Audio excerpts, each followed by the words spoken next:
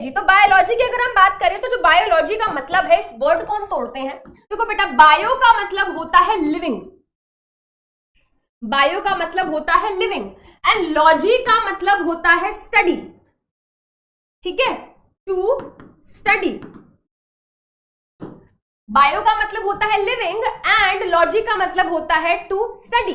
तो बायोलॉजी का क्या मतलब होता है? बायोलॉजी को हम बोलेंगे the branch of science, the branch of science that deals with the study of various living organisms।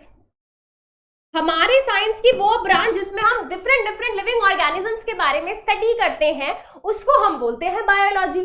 चलिए, अब बायोलॉजी को भी हमने क्या किया हुआ है, मेनली बायोलॉजी की जब हम बात करते हैं,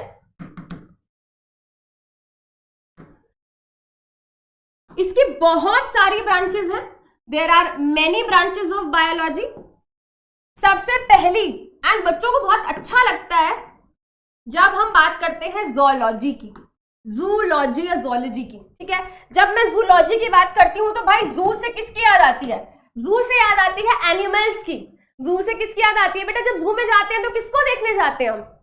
जू में हम प्लांट्स को देखने जाते हैं, एनिमल्स को देखने जाते हैं, एनिमल्स को देखने जाते हैं, राइट। तो भाई जोलॉजी क्या है? Zoology is the study of animals, study of animals. तो एनिमल्स की स्टडी को जोलॉजी बोलते हैं, एनिमल्स की स्टडी को जोलॉजी बोलते हैं।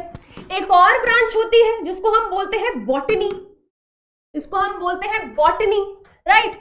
बॉटनी वो ब्रांच है बायोलॉजी की जिसमें हम क्या करते हैं, जिसमें हम स्टडी करते हैं प्लांट्स की, जिसमें हम स्टडी करते हैं प्लांट्स की। अब मैंने जो अपना बीएससी किया है, बैचलर्स इन साइंस किया है, वो मैंने बॉटनी में किया है। मैंने जो अपना मास्टर्स इन साइंस किया है वो मैंने बॉटनी में किया है, राइट। तो क्योंकि मैंने बॉटनी कोर्स किया है या मैंने स्टडी ऑफ प्लांट्स किया है, तो मैं खुद को बोलूंगी कि मैं एक बॉटनिस्ट हूं। जो स्टडी ऑफ एनिमल्स करते हैं हम उनको बोलते हैं कि वो क्या है, वो जोलॉजिस्ट है या जूलॉजिस्ट है। ठीक है, तो आगे मैं कहीं पे अगर ये टर्म यूज करूंगी कि बॉटनिस्ट था, ये जोलॉजिस्ट था, तो आपको समझ जाना है कि इसका मतलब क्या है। ठीक है भाई, चलिए जी। उसके बाद अब सिर्फ प्लांट्स एंड एनिमल्स पे तो बात खत्म नहीं हो जाती है, बहुत सारे ऑर्गेनिजम्स हैं जो हमें दिख भी नहीं रहे हैं इस टाइम, है ना।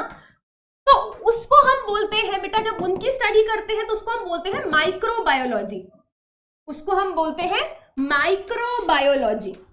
ठीक है, माइक्रोबायोलॉजी को मैं क्या बोलूंगी? माइक्रोबायोलॉजी हो गया हमारा स्टडी ऑफ माइक्रो ऑर्गेनिजम्स।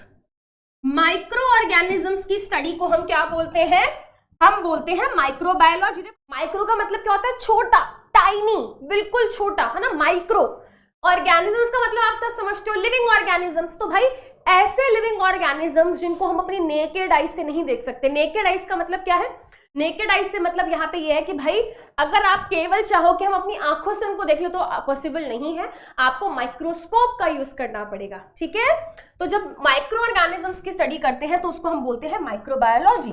ठीक है भाई, चलो जब हम जोलॉजी के फादर की बात करते हैं तो फादर ऑफ जोलॉजी हमारे कौन है? वो भी एरिस्टोटल है, एरिस्टोटल ही है। फादर ऑफ बॉटनी हमारे Theophrastus, Theophrastus is known as father of botany. And microbiology के फादर हैं हमारे लुइस पास्चर,